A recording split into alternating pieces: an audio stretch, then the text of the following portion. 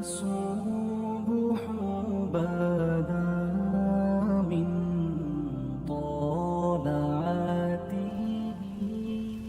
ہم مدینے کی گلی میں پھر دوبارہ چلتے ہیں. حضرت عمر رضی اللہ تعالیٰ عنہ کا دربار لگا ہے. ایک شخص کو پکڑ کر لوگ لے آتے ہیں کہ اس شخص نے ہمارے باپ کو قتل کر دیا. حضرت عمر رضی اللہ تعالیٰ عنہ نے پوچھا کیا ماجرا ہے بھائی؟ اس نے کہا جی واقعی میں ان کے باپ کا قاتل ہوں، لیکن میں نے قصداً قتل نہیں کیا. ہوا یہ کہ میں ایک مسافر ہوں، جا رہا تھا، راستے کے اندر سبز چراگاہ تھی، میرا اونٹ بھوکا تھا، اس چراگاہ میں داخل ہو گیا. اس کے بوڑھے باپ نے پتھر اٹھایا اور میرے اونٹ کو مارا، اس کی آنکھ نکل گئی. مجھے بڑا غصہ آیا، میں نے وہی پتھر اٹھا کر اس کے باپ کو دے مارا، لیکن وہ ایسے ٹکانے پہ لگا کہ اس کا باپ فوراً فوت ہو گیا. میرا قصد اور ارادہ نہیں تھا، لیکن بہرحال میں اس بات کا اقراری ہوں کہ میں نے اس کے باپ کو قتل کر دیا ہے.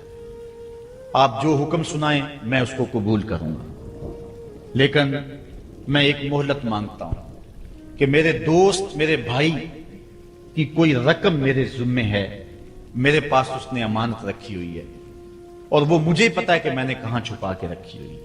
اگر آپ فیصلہ کر دیتے اور میری گردن کاٹ دی جاتی ہے تو وہ امانت جو میں نے رکھی ہوئی ہے سنبھال کر کے میرے علاوہ کوئی جانتا بھی نہیں ہے، تو وہ اس تک کون پہنچائے گا؟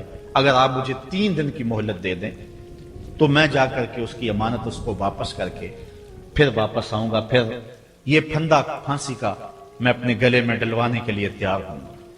حضرت عمر رضی اللہ تعالیٰ عنہ نے فرمایا کہ کوئی شخص تیری ضمانت دے دے تو ہم تجھے چھٹی دینے کے لیے تیار ہیں. اس نے دائیں بائیں دیکھا، پورے مدینے میں اس کا کوئی شناسہ ہی نہیں تھا، واقف ہی نہیں تھا، ایک اجنبی شخص تھا. حضرت ابو ذر غفاری کھڑے ہو گئے، کہا حضرت عمر میں اس کی ضمانت دیتا ہوں. ضمانت دے دی گئی، وہ چلا گیا. تیسرے دن وعدے کا جو وقت تھا لوگ جمع ہو گئے، دربار لگ گئے، ابھی تک آنے والا نہیں آیا. لوگوں نے کہا ابو ذر تو نے غلطی کی ہے، ایک اجنبی کی ضمانت دی اور ابھی تک وہ نہیں آیا. اور میاں صاحب فرماتے ہیں ایک بار جو پھائیں اڑ جاندے اور پھر کدی نہ پھنس دینے. ظاہر ہے وہ چلا گیا، واپس تو نہیں پلٹ کے آئے گا، اسے پتا ہے کہ آگے سیدھی سیدھی میری موت ہے، تو تم نے یہ کیا غلطی کی؟ خیر آپ نے فرمایا کہ اگر وہ نہ آیا تو یہ پھانسی کا پھندا میرے گلے میں ڈال لینا، لیکن بہرحال میں نے اس کی ضمانت دی. کچھ عرصہ بیتا کہ دور سے گرد و غبار اڑتا ہوا دکھائی دیا. جب صورت واضح ہوئی تو وہی شخص تھا. حضرت عمر فاروق رضی اللہ تعالیٰ عنہ کے دربار میں کھڑا ہو کہنے لگا حضرت کسی وجہ سے تاخیر سے پہنچا ہوں، معذرت چاہتا ہوں، اب جو حکم ہے پورا کیجیے. حضرت عمر رضی اللہ تعالیٰ عنہ اس کے پھانسی کے احکامات جاری کر چکے تھے. آپ نے فرمایا کہ ابو ذر یہ بتا کہ تو نے اس کی ضمانت کیسے دی جب تو اسے جانتا نہیں تھا؟ تو سن حضرت ابو ذر غفاری نے کیا کہا. کہا ایک اجنبی میرے محمد کے مدینے میں پناہ مانگ رہا تھا اور اس نے چاروں سمت دیکھا اور کوئی شخص نہیں تھا جو اس کو امان دیتا اور اس کی ضمانت دیتا، تو میں نے اس لیے ضمانت دے دی کہ نہ بھی آیا تو اپنی جان چلی جائے گی. کل کو یہ تو نہیں کہے گا کہ محمد کے مدینے میں کسی نے ضمانت مانگی تھی، پورے شہر میں کوئی ضمانت دینے والا نہیں تھا. اس کو کہا کہ انہوں نے تو ضمانت دے دی، میاں اب تو بتا کہ تو چلا گیا تھا، تجھے جانتا کوئی نہیں تھا، نہ پلٹ کے آتا تو تجھے کوئی پوچھنے والا نہیں تھا، تو تو نے یہ دوبارہ موت کے منہ میں کیوں اپنا سر رکھا ہے؟ تو اس نے کہا کہ میں نے کہا کہ ایک اجنبی کی ضمانت ایسے شخص نے دی ہے جو مجھے جانتا بھی نہیں ہے، اور اگر میں نہ گیا تو لوگ قیامت تک اجنبیوں پر بھروسہ نہیں کریں گے کہ اجنبی یوں سلوک کیا کرتے ہیں. تو حضرت عمر رضی اللہ تعالیٰ عنہ اس کے پھانسی کے احکام جاری کیے. تو جن کے باپ کو قتل کیا تھا وہ بیٹے کھڑے ہو گئے، کہنے لگے تاریخ کی کالک ہم اپنے منہ پہ ملیں گے، ہم بھی اپنے باپ کے قاتل کو معاف کر دیتے ہیں. یہ ہماری تاریخ ہے، یہ ہماری کہانی ہے. لیکن آج ہم کس جگہ پہ کھڑے ہیں اور کیا ہماری صورتحال ہے؟ نہ ہمارا کردار رہا اور نہ ہمارا کوئی تشخص رہا. آج ہم نے اپنا تشخص بھی مٹا کے رکھ دیا. ایک عورت ہے مسجد نبوی میں نماز پڑھنے جاتی ہے. یہ حضرت عمر کے دور خلافت کی کہانی ہے. تو ایک نوجوان راستہ روک کے کھڑا ہو جاتا ہے۔ ایک دن اس عورت نے رک کر کے کہا کہ میں کتنے دنوں سے دیکھ رہی ہوں کہ تم میرے راستے میں مزاحم ہوتے ہو، کیا ماجرا ہے؟ اس نے کھل کے بات کی کہ میں تیرا چاہنے والا ہوں اور تجھے حاصل کرنا میری زندگی کی معراج ہے، اور تیرے لیے آسمان سے تارے بھی توڑنے پڑے تو گریز نہیں کروں گا۔ اس نے کہا اچھا، میری ایک شرط ہے۔ اس نے کہا بتاؤ، جلدی بتاؤ، لب کھولو، میں ابھی پوری کر دوں گا۔ کہا نہیں، چھوٹی سی بات ہے، 40 دن تک حضرت عمر کے پیچھے نمازیں پڑھ لو، اس کے بعد 40ویں دن کی آخری نماز کے بعد اسی وقت میں تمہارا انتظار کروں گی، پھر جدھر کہو گے چل پڑیں گے۔ کہا ٹھیک، یہ کون سی مشکل بات ہوئی 40 دن نمازیں پڑھنے سے؟ اگر تو مل جائے تو میرے لیے کون سا یہ مشکل معاملہ ہے۔ 40 دن حضرت عمر کے پیچھے نمازیں چلتی رہی، دل کی دنیا تبدیل ہوتی رہی۔ 40ویں دن کی آخری نماز کے بعد جب وہ نوجوان واپس پلٹنے لگا تو وہ لڑکی حسب وعدہ وہاں کھڑی تھی، لیکن اس نے دیکھا نہیں یہ نظر جھکا کے گزر رہا ہے۔ اس نے کہا جانے والے توجہ کر، میں تیرے لیے کھڑی ہوں۔ کہا خیر سے کھڑی رہو، عمر نے دل کا تعلق رب سے جوڑ دیا۔ اگر میرے پیچھے ایک بندہ 40 سال نماز پڑھتا رہے اور اس میں تبدیلی پیدا نہ ہو تو پھر مجھے شرم آنی چاہیے کہ نہیں آنی چاہیے؟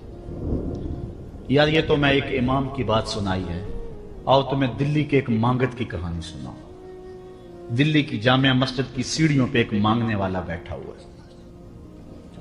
ایک بہت بڑا انگریز افسر مسجد کی وزٹ کے لیے آیا، اس نے ہاتھ پھیلا دیا، اس نے اپنی جیب سے پرس نکال کر کے چند روپے اس کی جیب میں رکھے، دوبارہ جب پرس ڈالنے لگا تو پرس گر گیا۔ اس مانگنے والے نے وہ پرس اٹھا کے سنبھال لیا۔ خیر کچھ وقت گزرا، 1 سال کے بعد دوبارہ وہی افسر اس مسجد کی زیارت کے لیے، مسجد کو دیکھنے کے لیے، سیر کے لیے دوبارہ آیا تو فقیر نے پہچان لیا کہ یہ وہی ہے۔ اس نے کہا بابو جان ذرا 2 لمحوں کے لیے رکنا۔ کہا کیا ماجرا ہے؟ کہا بس 2 لمحوں کے لیے۔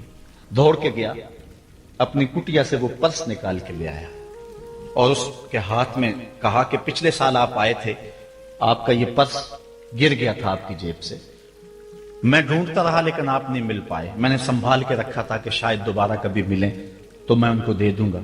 اس کی آنکھیں پھٹی کی پھٹی رہ گئی۔ اس نے کہا جو ٹگا ٹگا مانگ رہا ہے، اتنا قیمتی پرس اور اس میں اتنی رقم، وہ آسودہ زندگی گزار سکتا تھا، تو یہ پرس واپس کیوں کر رہا ہے؟ اس نے کہا مانگنے کی بات اور ہے لیکن یہاں ماجرا اور ہے۔ اس نے کہا کیا ماجرا ہے؟ اس نے کہا کہ اگر تیرا پرس میں سنبھال لیتا، رکھ لیتا، کام آ جاتا، 4 دن کی زندگی عیش سے گزر جاتی، لیکن مسئلہ یہ نہیں ہے، مسئلہ یہ ہے تو عیسائی ہے اور میں حضور کا غلام ہوں۔ کل قیامت کے دن اگر تیرے نبی حضرت عیسیٰ نے میرے نبی کے سامنے شکایت لگا دی کہ آپ کے امتی نے میرے امتی کا پرس چرایا تھا، تو پھر میرے نبی کو تیرے نبی کے سامنے شرمندگی اٹھانی پڑے گی۔ تو میں مانگت ضرور ہوں، بے غیرت نہیں ہوں کہ اپنے نبی کو تیرے نبی کے سامنے شرمندہ کروں۔ یہ تو مانگتوں کی کہانی ہے، آج تو بادشاہ لوٹ رہے ہیں، آج تو پیٹ بھاری نہیں رہے ہیں اور ہم کہتے ہیں ٹکڑے ٹکڑے کر دیں گے، یہ زبانی دعوے ہیں، جمع خرچ ہیں۔ ایسا نہیں ہوگا، آؤ اپنے اندر تبدیلی پیدا کریں۔ ہم اپنی ماضی کی تاریخ پڑھتے ہیں تو حیرت زدہ ہو جاتے ہیں، لوگوں میں کتنی اخلاقی بلندی تھی، آج ہمارے اخلاق لٹ گئے ہیں، آج ہمارا کردار نہیں رہا، اپنے طرز زندگی بھی بدل دی، نہ ہماری باطن کی وہ روشنی رہی، نہ ظاہری وہ صورتیں رہی کہ ہم پہچانے جائیں کہ حضور کے غلام ہیں، بلکہ آج بھانت بھانت کی بولیاں بول رہے ہیں۔ اقبال نے کیا کہا تھا، اپنی ملت پر قیاس اقوام مغرب سے نہ کر، خاص ہے ترکیب میں تجھے قوم رسول ہاشمی۔ بلکہ آج فیشن کے طور پہ یہ کہا جاتا ہے جی آج کل دین پہ چلنا بڑا مشکل ہے، یہ آپ بھی سنتے ہوں گے، لوگ کہتے ہیں جی آج کل دین پہ چلنا بڑا مشکل ہے۔ یہ کون کہہ رہا ہے؟ جو مسجد میں آتا ہے تو موسم کے مطابق گرم اور سرد پانی دستیاب ہے، اس کے لیے ماحول ہے، اس کے لیے خوبصورت قالین بچھے ہوئے ہیں، مخملی مصلے رکھے ہوئے ہیں، جو نرم اور گداز مصلوں پہ پیشانی رکھ کر کے سجدہ کرتا ہے، وہ بطور فیشن کہہ رہا ہے جی آج کل دین پہ چلنا بڑا مشکل ہے۔ میں اس کے جواب میں کہا کرتا ہوں میاں تیرے لیے مشکل ہے یا کربلا والے حسین کے لیے مشکل تھا؟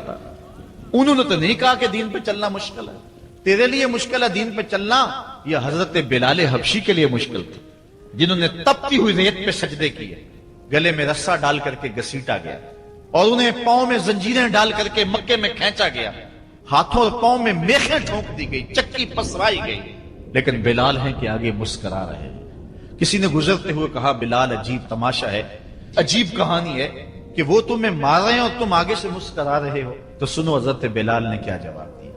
حضرت بلال فرمانے لگے میاں تم جاؤ نا بازار میں مٹی کا برتن بھی خریدنے، تو اس کو بھی ٹھونک بجا کے دیکھتے ہو کہیں کچا تو نہیں ہے، اس کی آواز تو خراب نہیں ہے۔ کہا تم تو مٹی کا پیالہ بھی خریدو تو ٹھونک بجا کے دیکھتے ہو کہیں کچا تو نہیں ہے، میرا مالک مجھے خرید رہا ہے، دیکھ رہا ہے بلال کہیں کچا تو نہیں ہے۔ میں کہتا ہوں مالک کھال ادڑ بھی جائے گی، حق حق کی آوازیں ختم نہیں ہوں گی۔ زخم پہ زخم کھا کے جی خون جگر کے گھونٹ پی، آہ نہ کر لبوں کو سی، یہ عشق ہے دل لگی نہیں۔ تو یہ ایک دین گریزی ہے، یہ عمل گریزی ہے۔ جی آج کل بڑا مشکل ہے، پہلی بات ہے مشکل ہو بھی تو ہمارے پاس کوئی دوسرا آپشن موجود نہیں ہے۔ ہم ان لوگوں کی کہانیاں بھول سکتے ہیں کہ جنہوں نے اس دین کے راستے کے اندر دکھ بھی سہے، ان کو ٹکڑے بھی کر دیا گیا، ان کو 2 اونٹوں کی پچھلی ٹانگوں سے باندھ کر کے 2 ٹکڑوں میں بانٹ بھی دیا گیا، لوہے کی کنگھیوں سے بدن چھیدے بھی گئے، ہڈیاں توڑی بھی گئیں، آگ میں ڈالا بھی گیا، جلتے اور کھولتے تیل میں پھینکا گیا، لیکن انہوں نے رب کا نام نہیں چھوڑا، رسول کا نعرہ نہیں چھوڑا۔ اور آج ہم کہتے ہیں جی بڑا مشکل ہے آج کل دین پہ چلنا، اور یہ مولویوں نے مشکل بنائی ہوئی ہے، یار دین اتنا بھی مشکل نہیں ہے، یہ کوئی بات نہیں ہے۔ ہم سر سے لے کر پاؤں تک اسلام میں داخل ہوں، یہ ہمارے رب کا ہم سے یہ تقاضا ہے، یا ایھا الذین آمنوا ادخلوا فی السلم کافہ، اے ایمان والو دین میں پورے داخل ہو جا، پورے داخل ہو جا۔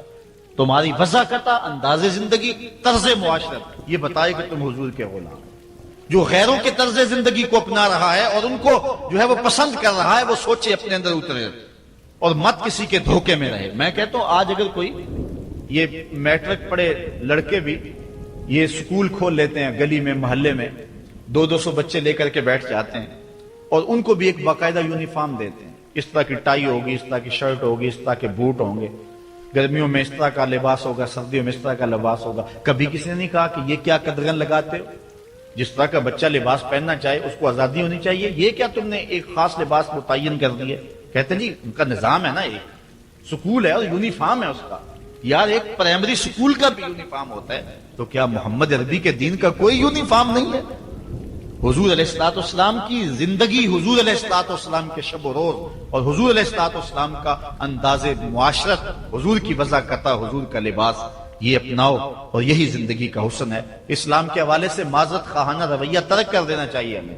اور آج ہمارے جو ہے وہ محراب و منبر کے جو وارثین ہیں انہوں نے بھی مسالت کر لی ہوئی ہے، جو کوئی بات نہیں ہے۔ اسلام صرف زبان سے اسلام کہہ دینے کا نام نہیں ہے۔ چمی گوہم مسلمانم بلرزم کہ دانم مشکلاتے لا الہ۔ جب میں کہتا ہوں میں مسلمان ہوں تو کانپ جاتا ہوں، اس لیے کہ لا الہ الا اللہ کے تقاضوں کو سمجھتا ہوں۔ جب بیعت عقبہ ثانیہ ہوئی ہے تو حضرت اسد بن زرارہ کھڑے ہو گئے، جب صحابہ حضور سے بیعت کرنے لگے اور 70 تعداد تھی ان کی، تو حضرت اسد بن زرارہ خزرجی کھڑے ہو گئے اور ان کو کہا کہ اے انصار، ان سے بیعت کرنے سے قبل سوچ لو، یوں ہی بے توجہی میں ہاتھ نہ بڑھا دینا، بے خبری میں یوں ہی ایسے ہی ہاتھ نہ بڑھا دینا، پہلے سوچ لو۔ بیعت کرنے کا مقصد یہ ہے تمہیں جو ہے وہ وقت کے جبر کے ساتھ پورے عرب کے ساتھ ٹکر لینا ہوگی، جو بھی کفر کے نظام کا حصہ ہے تم اس کے ساتھ ٹکراؤ کرنا ہوگا، اور حتیٰ کہ تمہاری کھال بھی ادھیڑ دی جائے گی، سخت تلواروں سے تمہارے کلیجے چبائے جائیں گے، اگر تم اس کے لیے تیار ہو تو پھر آؤ بیعت کرو۔ یہ نہیں ہے کہ بس تم کہہ لو کہ ہم مسلمان اور بس کافی ہے، نہیں۔ چمی گوئے مسلمانم بلرزم کہ دانم مشکلاتے لا الہ۔ آج ہمیں اس سمت بھی آنے کی ضرورت ہے، اس انداز سے دیکھنے کی ضرورت ہے کہ ہم سر سے لے کر پاؤں تک اسلام کے سانچے میں آئے۔ ہمارے اصلاح کے حوالے سے ایک اہم پوائنٹ جس پر میں آپ کی توجہ دلانا چاہتا ہوں وہ یہ ہے کہ فرائض و واجبات کو ترجیحی بنیادوں پہ رکھیں۔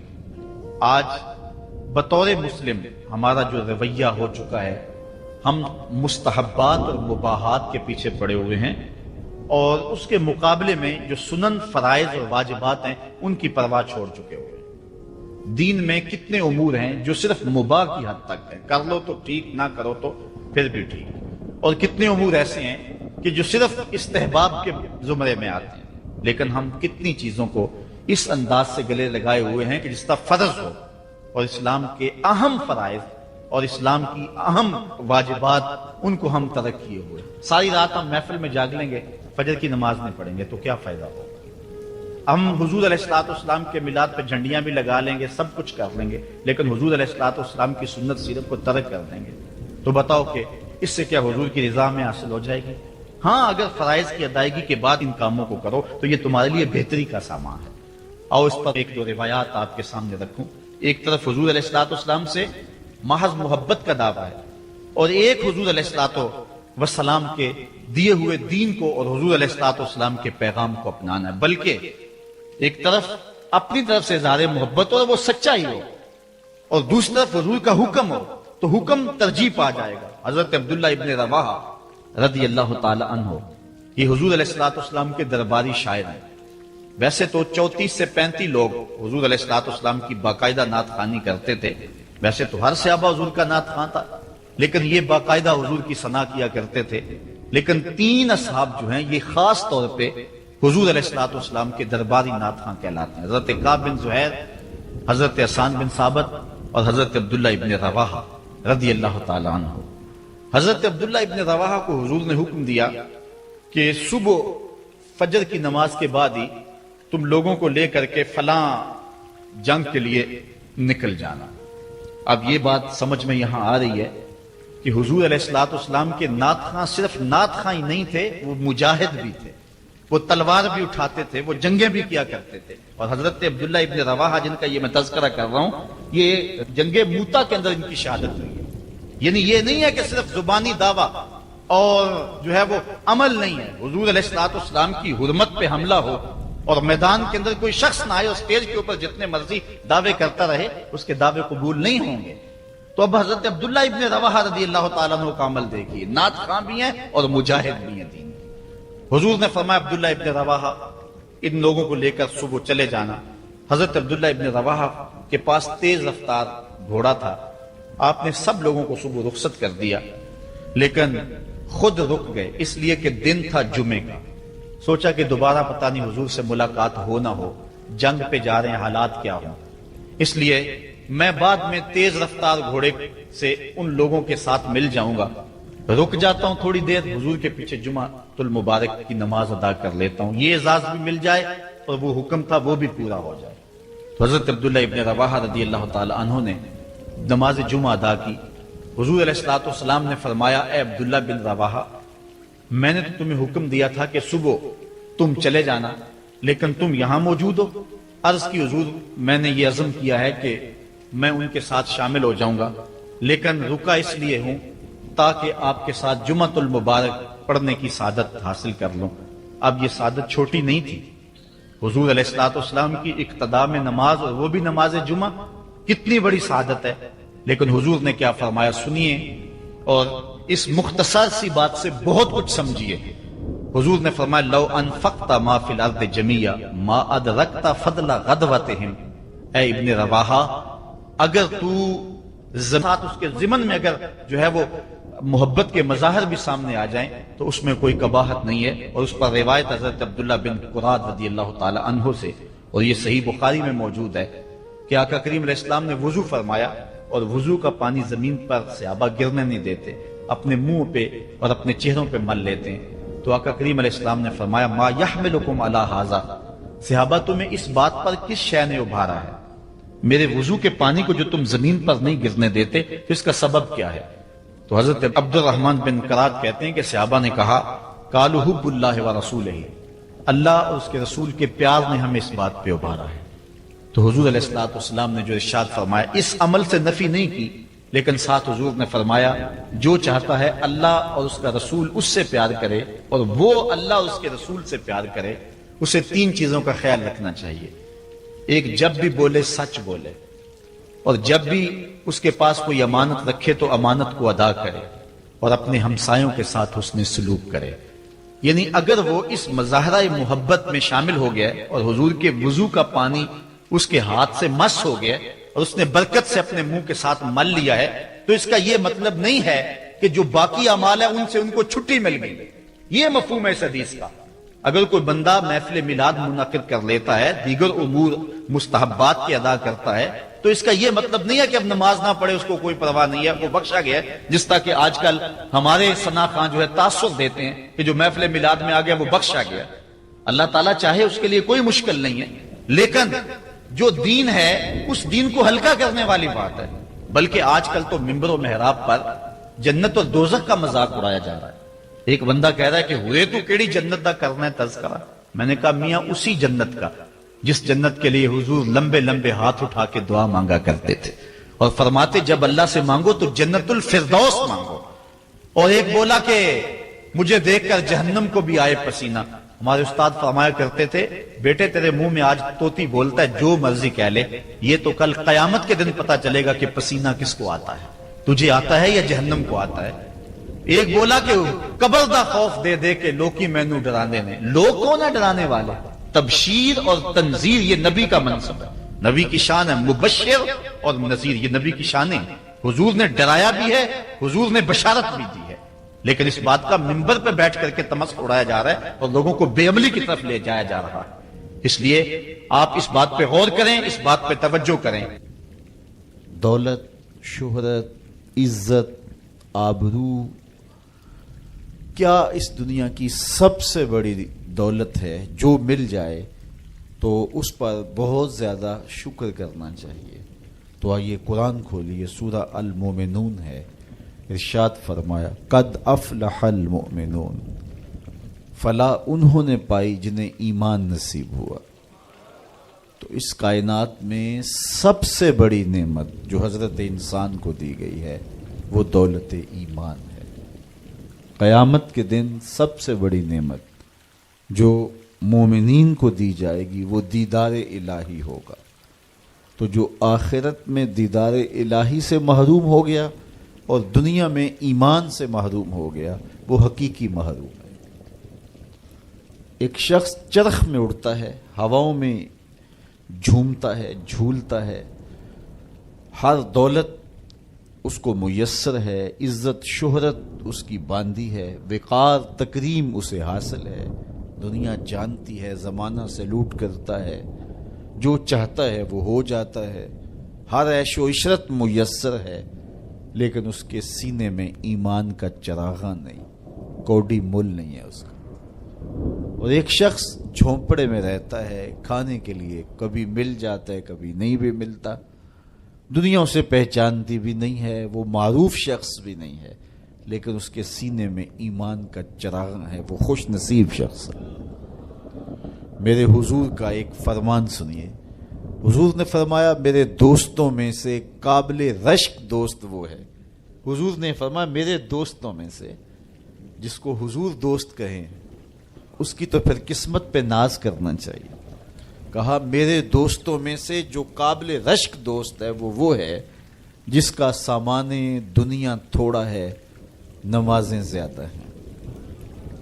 جب وہ چلتا ہے تو اس کی طرف اشارہ بھی نہیں ہوتا، یہ فلاں صاحب جا رہے ہیں، کوئی ایسا معروف شخص نہیں، کوئی بہت عہدہ ساتھ نہیں لگا ہوا کہ جب چلے تو لوگ کہیں یہ فلاں جا رہے ہیں۔ اللہ اکبر۔ پھر میرے حضور نے فرمایا کہ ثم نقد بیدہ، حضور نے ہاتھ سے چٹکی بجائی، ثم نقد بیدہ، ہاتھ سے چٹکی بجائی، اور پھر فرمایا اس کو موت بھی ایسے ہی آئی، اس کو موت بھی ایسے ہی آئی۔ پھر فرمایا قلت بواکی ہے، اس کو رونے والے بھی تھوڑے ہی تھے، اس کو رونے والے بھی زیادہ نہیں تھے۔ قلت تراسہ، اس کی وراثت بھی بہت لمبی نہیں نکلی۔ فرمایا میرے دوستوں میں قابل رشک دوست دیکھنا ہے تو یہ اس کا جنازہ جا رہا۔ تو ہماری سب سے بڑی دولت ایمان کی دولت ہے، نمازوں کی دولت ہے، شرافت کی دولت ہے۔ یہ دولتیں ہمیں جمع کرنی چاہیے۔ سویر سے لے کر شام تک دونوں ہاتھوں سے ہم امیر بننے کی دوڑ میں لگے ہوئے ہیں، کوشش کر رہے ہیں دولت جمع ہو جائے، دونوں ہاتھوں سے اکٹھی کر رہے ہیں، امیر بن جائیں، دولت مند بن جائیں۔ خیال ہے کہ اگر دولت بہت ساری ہوگی تو سکون ملے گا، جب مل جاتی ہے دولت تو پھر سکون نہیں ملتا، کہتے کچھ اور حاصل ہو تو سکون ملے گا، ساری زندگی اس دوڑ میں گزر جاتی۔ جس طرح دنیا کی دولت جمع کرنے کے لیے دوڑ لگاتے ہو، شرافتیں جمع کرنے کے لیے دوڑ لگاؤ، نجابتیں حاصل کرنے کے لیے دوڑ لگاؤ، سجدوں کی کثرت حاصل کرنے کے لیے دوڑ لگاؤ، صالح اعمال جمع کرنے کے لیے دوڑ لگاؤ، خوش نصیبی ہے، ہاں اپنے بچوں کے لیے کاروبار بھی کرو، رزق بھی کماؤ، دولت ضرورت کی تمہیں ہونی چاہیے تمہارے پاس، لیکن فرض کرو اگر نہیں بھی ہے تو اتنی بھی ٹینشن لینے کی ضرورت نہیں ہے، جو میسر ہے اس پہ راضی رہو۔ نہیں 4 کنال کا بنگلہ تو 1 کنال کا گھر جو ہے وہ بھی سکون دیتا ہے، کنال کا گھر بھی نہیں ہے تو 5 مرلے کا کٹیا بھی تو چھت تو اپنی ہے نا، سکون دیتا ہے۔ چلو ایسا بھی نہیں ہے تو 1.5-2 مرلے میں بھی رہتے ہو تو وہاں بھی تو قرار ہے۔ اور سنو حضور کا ایک فرمان، سیدنا علی المرتضیٰ سے مروی ہے، میرے حضور نے فرمایا جو اللہ کے دیے گئے تھوڑے رزق پہ راضی ہو گیا، اللہ قیامت کے دن اس کے تھوڑے عملوں پہ راضی ہو جائے گا کہ میرے بندے تو بندہ ہو کے راضی ہے، میں تو پھر رب ہوں۔ تو یہ کتنا اچھا سودا ہے، اس پہ راضی ہو جانا۔ دکھوں کو ختم یہی چیز کرتی ہے، بندہ رب پہ راضی ہونا سیکھ لے تو جہاں بندہ ہوگا وہیں خوش ہوگا، اور راضی ہونا نہیں سیکھے گا تو کھرب پتی بھی ہوگا، نفس کی کمینگی ختم نہیں ہوگی۔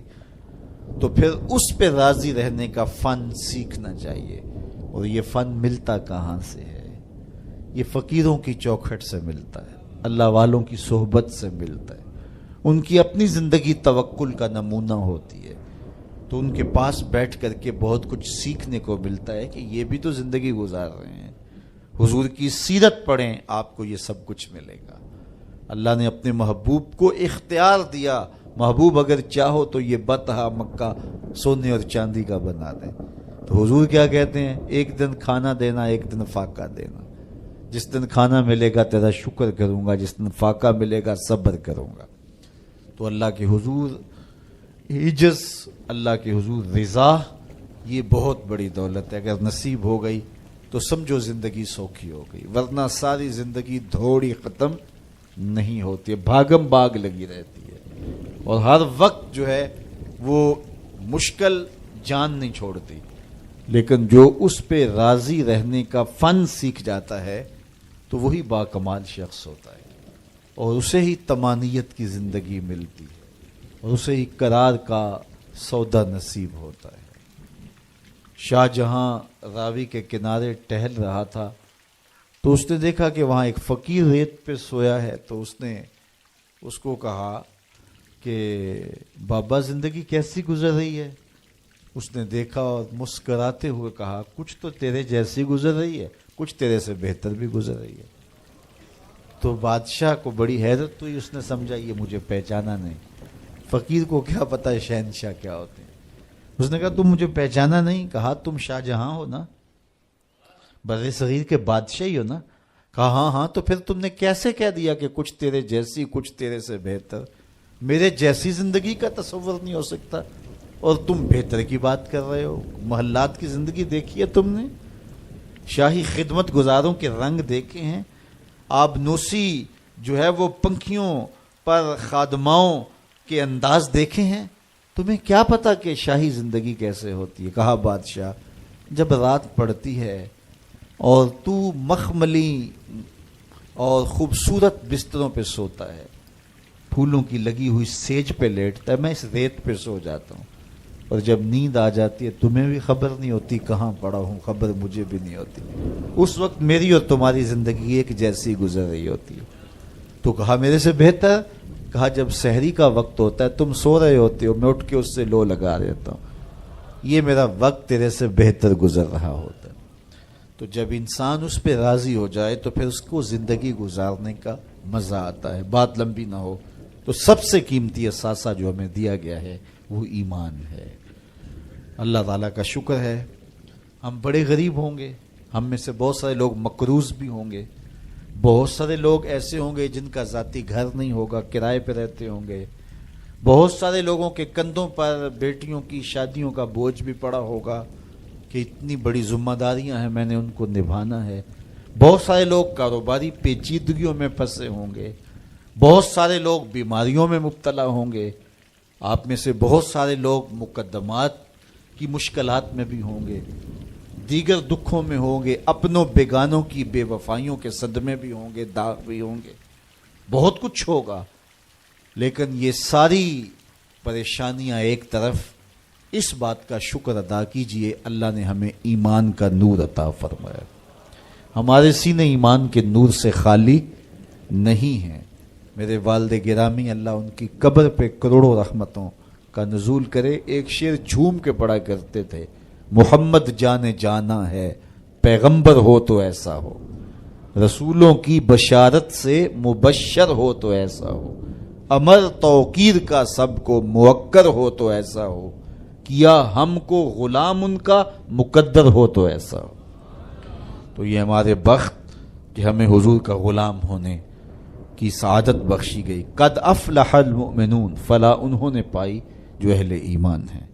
الذین هم فی صلاتہم خاشعون، یہ وہ خوش نصیب لوگ ہیں جو نماز میں خشوع کرتے ہیں، گڑ گڑاتے ہیں، اللہ کے حضور عاجزی کرتے ہیں، ان کی آنکھیں آنسوؤں کا خراج دیتی، عجز کرتے ہیں اس کے حضور۔ یہ سعادت مندی ہے نماز میں خشوع نصیب ہو جانا۔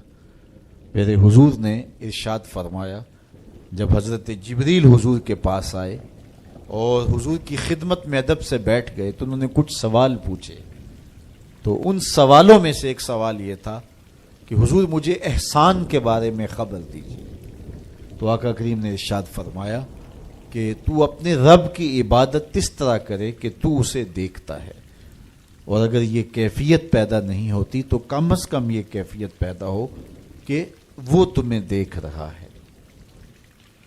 تو جب یہ تصور ہوتا ہے کہ وہ ہمیں دیکھ رہا ہے تو پھر حرکات و سکانات مرتب ہو جاتی ہیں۔ ہم جاتے ہیں نا کسی جگہ پہ تو وہ کہتے ہیں جناب آپ لائیو جا رہے ہیں، تو پھر کپڑے سوار کے بیٹھ جاتے ہیں، اعضاء کا جو ہے وہ نظم قائم رکھتے ہیں کہ اتنے لوگ دیکھ رہے ہیں تو ہم اپنی حرکات و سکانات کو مرتب رکھیں، منظم رکھیں۔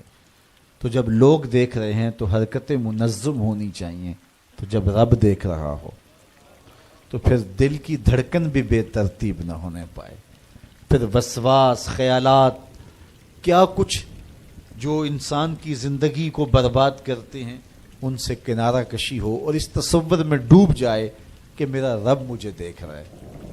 یار کسی کی ماں اس کو پیار سے دیکھ رہی ہو تو پھر وہ نشہ نہیں اترتا، باپ دیکھ رہا ہو پیار سے تو وہ اپنا رنگ ہوتا ہے، استاد شفقت سے دیکھ رہا ہو، مرشد دیکھ رہا ہو کسی کو تو پھر وہ نشہ نہیں جاتا، تو کیا تصور میں بندہ ڈوب جائے کہ میرا رب مجھے دیکھ رہا ہے۔ تو جب رب شفقت سے، محبت سے بندے کو دیکھ رہا ہے تو پھر اس کی نماز میں کیوں لذت پیدا نہیں ہوگی، کیوں سرور پیدا نہیں ہوگا، کیوں کیفیات کا جہاں آباد نہیں ہوگا۔ تو فرمایا کہ وہ پھر خشوع کرتے ہیں، گڑ گڑاتے ہیں، روتے ہیں، عجز و انکساری کرتے ہیں۔ ان کی نمازیں پھر کس انہماک کے ساتھ، کس محبت کے ساتھ، کس پیار کے ساتھ ادا ہوتی ہیں، ان کے سجدوں کی کیفیت کیا ہوتی ہے۔ ایک روایت میں آتا ہے بندے کو پتہ چل جائے سجدے میں جو اس پر رحمتیں اترتی ہیں تو وہ سجدے سے سر ہی نہ اٹھائے، اتنی رحمتیں اس کے اوپر نازل ہو رہی ہوتی ہیں۔ تو وہ اپنی نمازوں میں خشوع کرتے ہیں، للہیت کے ساتھ، خلوص کے ساتھ، عجز و انکساری کے ساتھ، گڑ گڑاتے ہوئے، روتے ہوئے۔ اللہ اکبر۔ حضور علیہ الصلوۃ والسلام جب نماز پڑھتے تھے تو ایسے لگتا تھا جس طرح حضور کے سینے میں ہنڈیا پک رہی ہے، اس طرح حضور علیہ الصلوۃ والسلام کا جو سینہ اطہر خوف خدا سے، خشیت الہی سے جو ہے وہ اس طرح حضور کے سینے کی کیفیت تھی، ہنڈیا کے ابلنے کی جس طرح آواز ہوتی ہے۔ اللہ اکبر۔ والذین هم عن اللغو معرضون، اور ان خوش نصیب لوگوں کی کہانی یہ ہے کہ بیہودہ بات کی طرف التفات نہیں کرتے، ان کی زندگی مقصدیت کے نور سے مالا مال ہوتی ہے۔ یہ بات کی، ادھر کی اڑا دی، چائے والے کھوکھے پہ بیٹھے 3 گھنٹے گزار دیے، حمام پہ بیٹھے 2 گھنٹے گزار دیے، فضولیات پہ بحث کرتے رہے۔ ان کی زندگی اتنی فضول ہوتی ہے کہ وہ بےہودہ کاموں پہ وقت لگا دیں. وقت تو سب سے قیمتی اثاثہ ہے. قیمتی اثاثہ، سب سے قیمتی کمائی. انسان یوں تو نہیں اڑاتا. تو سب سے قیمتی اثاثہ جو ہمیں دیا گیا وہ وقت. امام شافعی فرماتے ہیں میں نے فقیروں سے 2 باتیں ایسی سیکھی ہیں جنہوں نے مجھے بڑا نفع دیا ہے. چونکہ جو اہل اللہ کی باتیں ہوتی ہیں وہ باتوں کی امام ہوتی ہیں، چونکہ ان کے مشاہدات کا نچوڑ ہوتا ہے. حضرت امام احمد بن حنبل حضرت بشر حافی کے پیچھے دوڑتے تھے تو کسی نے ان کو کہا کہ آپ اتنے بڑے عالم ہیں تو اس فقیر سے کیا تلاش کرتے ہیں؟ تو امام احمد بن حنبل فرمانے لگے کہ احمد بن حنبل جس رب کو مانتا ہے بشر حافی اس رب کو جانتا بھی ہے. تو ان سے بڑی باتیں ملتی ہیں ہمیں. تو کہا فقیروں کی 2 باتوں نے مجھے بڑا ہی فائدہ دیا. ان میں سے ایک بات یہ، الوقت سیف قاطع، وقت کاٹ دینے والی تلوار ہے. اگر وقت کو تم نہیں کاٹو گے تو وقت تمہیں کاٹ دے گا. کہا اس بات نے مجھے بڑا نفع دیا اور میرا وقت بچایا، ورنہ ہمارا کتنا وقت برباد ہو جاتا ہے. کس نے کتنے سکور کیے جی، کس نے کتنے جو ہے وہ آؤٹ کیے، اور کون کس میچ میں کتنے جو ہے اس نے سکور بنائے، اس پہ میں نے دیکھا 2-2 گھنٹے لوگ بات کر لیتے ہیں. اتنا وقت لوگوں کے پاس ہوتا ہے. مقصد کیا ہے اس کا، مدعا کیا ہے؟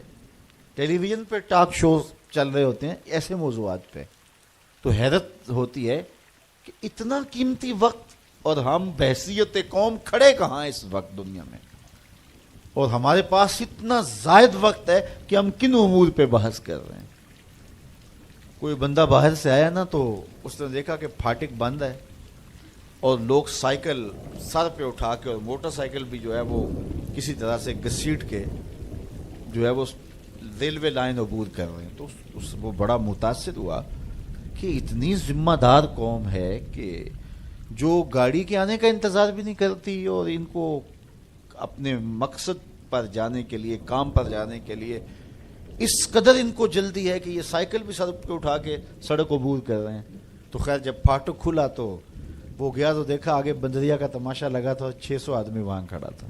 اس نے کہا اچھا اس کی جلدی تھی سب کو. تو ہمارا تو کتنا وقت بندریا کے تماشے کو دیکھتے ہوئے گزر جاتا ہے، جب ہم بحیثیت قوم دنیا میں کہاں کھڑے ہیں.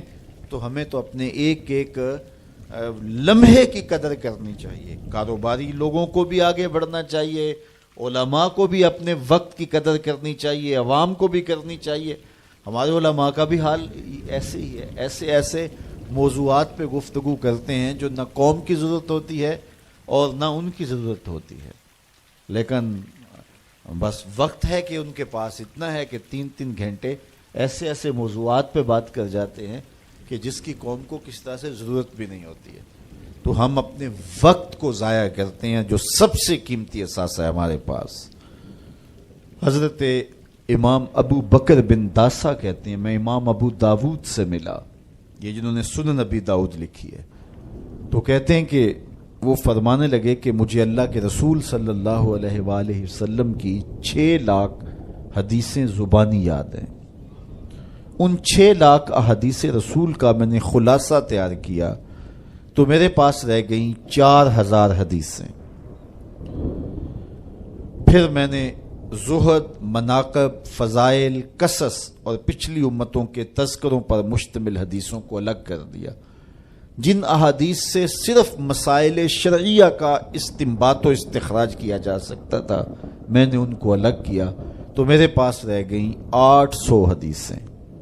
ان 800 احادیث سے ہی پورے دین کو سمجھا جا سکتا ہے. جس طرح کہ قرآن مجید کی آیات میں سے 500 آیات ایسی ہیں جن سے احکام شرعیہ ثابت ہوتے ہیں. باقی کچھ پچھلی امتوں کے تذکرے ہیں، کچھ تنذیر ہے، جہنم سے ڈرایا گیا ہے، تحذیر ہے، اور کچھ تبشیر ہے، جنت کا بتایا گیا ہے، اس کے نقشے بیان کیے گئے ہیں. پچھلی قوموں پر آنے والے عذاب، ان کے اسباب بیان کیے گئے ہیں. اور بہت ساری چیزیں بیان کی گئی، لیکن جن سے احکام ثابت ہوتے ہیں ان کی تعداد، ان آیات کی، آیات الاحکام جو ہیں ان کی تعداد 500 ہے۔ اسی طرح لاکھوں احادیث کا خلاصہ جو تیار کیا، تو جن احادیث سے احکام کا ثبوت ہوتا ہے اور مسائل شرعیہ کا استنباط و استخراج کیا جاتا ہے، ان کی تعداد ہے 800۔ تو حضرت امام ابو داؤد کہتے ہیں میں ان 800 احادیث کا ایک اور خلاصہ تیار کیا، تو میرے پاس رہ گئیں 4 حدیث سے، اور ان 4 حدیثوں کے بارے وہ فرماتے ہیں اساس الاسلام ہیں، اسلام کی جڑ ہیں، اسلام کی بنیاد ہیں۔ ان میں سے ایک حدیث یہ ہے، من حسن اسلام المرء ترکہ ما لا یعنی ہے، کسی شخص کے اسلام کا حسن یہ ہے کہ وہ ہر بے مقصد کام کو چھوڑ دیتا ہے، ترک کر دیتا ہے۔ اللہم صل علی سیدنا و مولانا محمد، اللہم صل علی سیدنا و مولانا محمد۔ اللہ کے شیر ہے در کرار پر درود، اللہ کے شیر ہے در کرار پر درود، اللہ کے شیر ہے در کرار پر درود۔ حضرت حسن حسین کے کردار پر درود، اللہم صل علی سیدنا و مولانا محمد وعلی سیدنا علی و سیدتنا فاطمہ و سیدتنا زینب و سیدنا حسن و سیدنا حسین وعلی آلہ و صحبہ و بارک وسلم۔ زینب کی بارگاہ میں